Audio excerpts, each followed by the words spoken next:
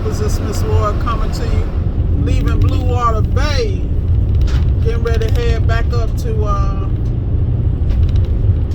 Pensacola, waiting on this customer to pass, or this person that's in a hurry to pass so I can get over. But let me tell y'all something about appliance repair. Appliance repair will make a man or woman out of you. You always hear me say that, so let me just walk you down the yellow brick road. When you first get into appliance repair, you get intimidated by a lot of stuff. You get intimidated by the stackable washers. You get intimidated by the wall lovers.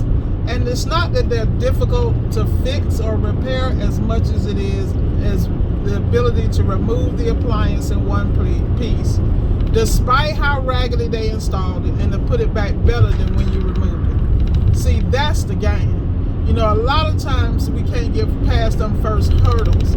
The hurdles of going into a customer's home, feeling uncomfortable. Like me, I'm looking at everything. I'm looking at the driveway. I'm looking at the front door. I'm looking at how the yard is kept.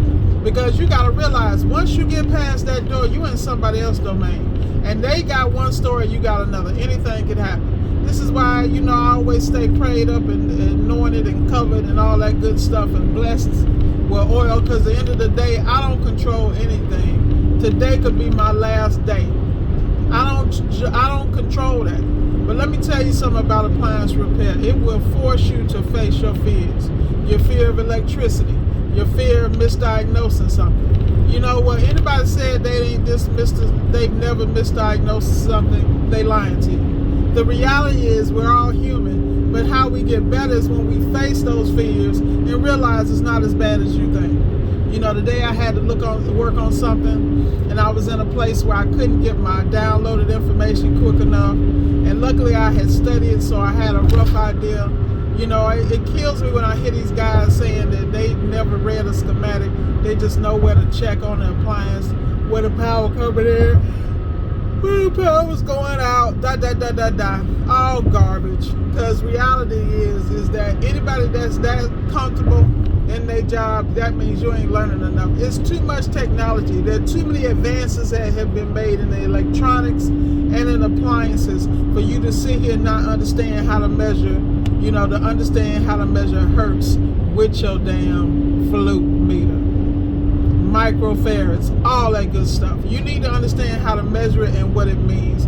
You need to understand how to take a diode and measure to make sure that it is still functioning properly the way it should. See, at the end of the day, most people talk about what they do, but they don't understand the technology behind it. Like every time I come past like these different bridges, and I just saw CAI. CAI is a company here in Florida that all the toll bridges, they dominate.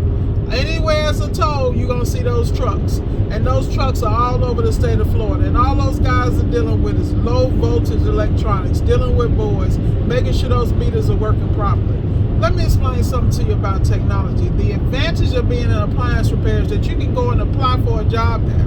I was just speaking with a young man today from Economy Appliance Repair in Pensacola, and he's out here covering the outskirts. And he was just talking about, you know, he's been in for 2 years, he's real relaxed, but he says he watched those YouTube videos and he wondered if these people really work on appliances or they BSing. Let me tell y'all something about Miss Ward. You don't see me put up a lot of technical videos and things of that nature, you know, because I'm talking to you about real life and real world. You can go get the technical game from anybody, and I support all platforms that will give you that, because I understand that is a critical part of your development as a technician, as a business person, as a business owner, and as a boss.